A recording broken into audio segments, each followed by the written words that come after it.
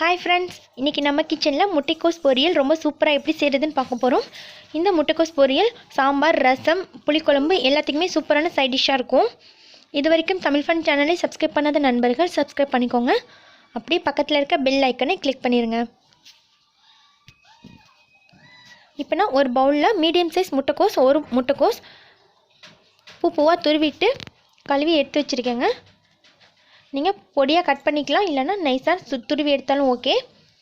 அது கூட 50 கிராம் அளவுக்கு கடலைப்பருப்பு நம்ம சமைக்கிறதுக்கு ஒரு 10 நிமிஷத்துக்கு முன்னாடியே தண்ணியில் ஊற போட்டு வச்சுக்கலாம். இருக்கட்டும். இப்போ நம்ம ஸ்டவ் ஆன் பண்ணிவிட்டு வானலி வச்சுக்கலாம். கூட 4 டேபிள் ஸ்பூன் அளவுக்கு ஆயில் சேர்த்துக்கலாம். ஆயில் நல்லா ஹீட் ஆகி வரட்டும்.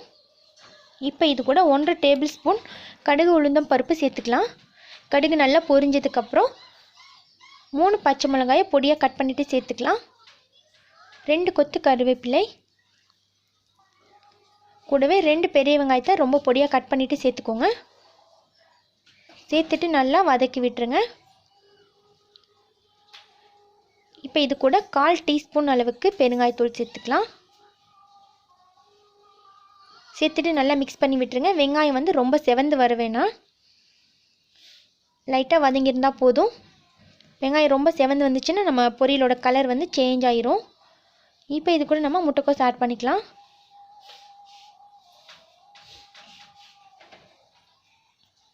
கூடவே நம்ம ஊற வச்சிருக்க கடலை பருப்பை சேர்த்துக்கலாம். இப்போ 1 டேபிள் ஸ்பூன் அளவுக்கு உப்பு சேர்த்துக்கலாம். 1/2 டம்ளர்லேருந்து 3/4 டம்ளர் வரைக்கும் தண்ணி தேவைப்படுங்க. தண்ணி சேர்த்துக்கோங்க. சேர்த்துட்டு நல்லா மிக்ஸ் பண்ணி விட்டுருங்க. மிக்ஸ் பண்ணிவிட்டு ஸ்டவ்வை நல்லா ஃபுல்லாக வச்சுட்டு இப்போ நம்ம ஒரு மூடி போட்டு க்ளோஸ் பண்ணி வச்சிடலாம். முட்டைக்கோஸ் ஒரு 5 நிமிஷம் போல் வெந்து வரணும். நம்ம இடையில ஒரு தடவை ஓப்பன் பண்ணிவிட்டு நல்லா கலந்து விட்டுடலாம். இப்போ முட்டைக்கோஸ் வெந்துட்டுருக்கு பாருங்கள். இன்னும் ஒரு 2 நிமிஷம் போல் ஆகும். நல்லா மிக்ஸ் பண்ணி விட்டுட்டு நம்ம திரும்பவும் க்ளோஸ் பண்ணி வச்சிடலாம்.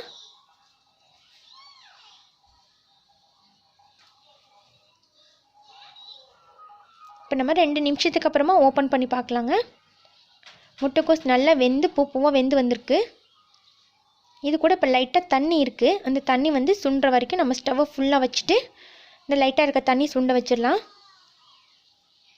இப்போ பாருங்கள், தண்ணி சுண்டி சூப்பராக வந்துருச்சுங்க.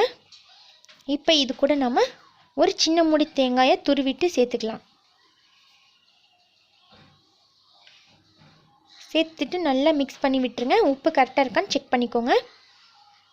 அவ்வளோதாங்க. ரொம்ப சிம்பிளான மெத்தடில் டேஸ்டியான முட்டைக்கோஸ் பொரியல் நம்மளுக்கு சூப்பராக ரெடி ஆயிடுச்சு. இதே மாதிரி நீங்களும் வீட்டில் ட்ரை பண்ணி பாருங்கள். இந்த வீடியோ உங்களுக்கு பிடிச்சிருந்துச்சுன்னா மறக்காமல் லைக் பண்ணி உங்கள் ஃப்ரெண்ட்ஸுக்கும் ஷேர் பண்ணுங்கள். தேங்க்யூ.